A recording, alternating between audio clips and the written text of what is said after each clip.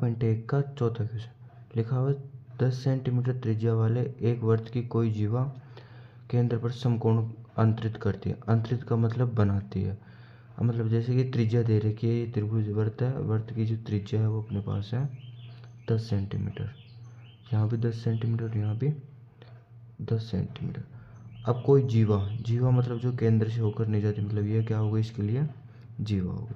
केंद्र पर समकोण अंतरित करती, मतलब जो यहाँ पे कोण बनेगा समकोण, मतलब यहाँ पे कितने डिग्री का कोण बनेगा, 90 डिग्री का। ये ओ, ए और बी।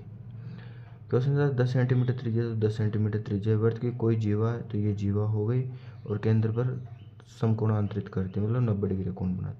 तो निम्न के क्षेत्रफल ज्ञात करना। पहला है लघु वृत्तखंड का क्षेत्रफल, मतलब अपने पास ये वाला जो क्षेत्रफल है वो अपन को निकालना है। इससे पहले क्वेश्चन करते हैं अपन लघु वृत्तखंड का क्षेत्रफल। क्या फॉर्मूला होता है लघु वृत्तखंड के क्षेत्रफल का, त्रिज्याखंड का क्षेत्रफल, त्रिज्याखंड का क्षेत्रफल माइनस त्रिभुज का क्षेत्रफल। अब त्रिभुज का क्षेत्रफल की बात करें, त्रिज्याखंड का क्षेत्रफल क्या होता है, थीटा बटे में 360 पाई आर स्क्वायर माइनस। अब त्रिभुज का क्षेत्रफल, त्रिभुज कौन सा है, समकोण बन रहा है तो समकोण त्रिभुज लगाना पड़ेगा। समकोण त्रिभुज का क्षेत्रफल क्या होता है, 1/2 आधार इंटू ऊंचाई। ठीक है। अब थीटा का मान समकोण था तो 90 डिग्री हो गया, तो 90 बटे में 360 और पाई का मान अपने पास कितना लेना, 3.14। तो यहाँ पे हो गया 3.14 मल्टीप्लाई आर स्क्वायर, मतलब त्रिज्या 10 गुणा 10 माइनस 1/2। अब आधार ऊंचाई, ये आधार और ये इसकी ऊंचाई, 10 गुणा 10। अब देखो 0 से 0 कट गया, 9 की टेबल से 36 कितनी बार, 4 बार कट गया। तो यहाँ पे अपने पास क्या बच गया, 1/4।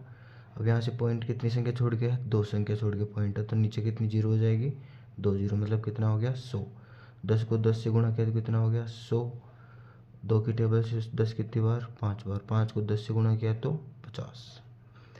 अब 100 से 100 कट गया, 4 का भाग 314 में दिया तो 78.5 माइनस 50। अब 78.5 में से 50 गए तो कितना आ गया अपने पास, 28.5 सेंटीमीटर स्क्वायर।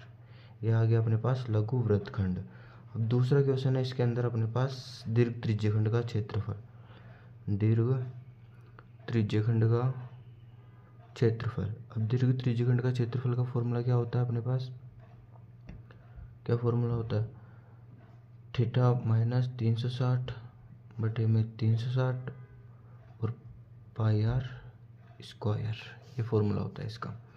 थीटा का मान कितना था अपने पास 90, तो 90 माइनस 360 बटे में भी 360, पाई का मान अपने पास कितना रखना था 3.14 और आर मतलब इसकी जो त्रिज्या है वो कितनी है 10, तो 10 गुणा 10 हो गया। सॉरी यहाँ पे 360 माइनस थीटा होगा, 360 माइनस थीटा, यहाँ पे 360 माइनस 90 डिग्री। ठीक है।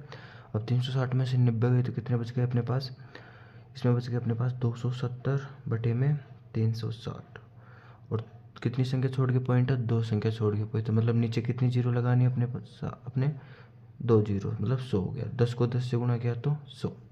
अब देखो 0 से 0 कट गया, ये 9 की टेबल से ये तो 3 बार कट गया और ये 4 बार कट गया, 100 से 100 कट गया।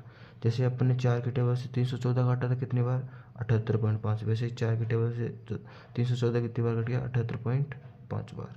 अपने पास क्या बच गया 78.5 गुणा में 3, इन दोनों को गुणा किया तो कितना आएगा अपने पास 235.5 सेंटीमीटर स्क्वायर, इसका आंसर।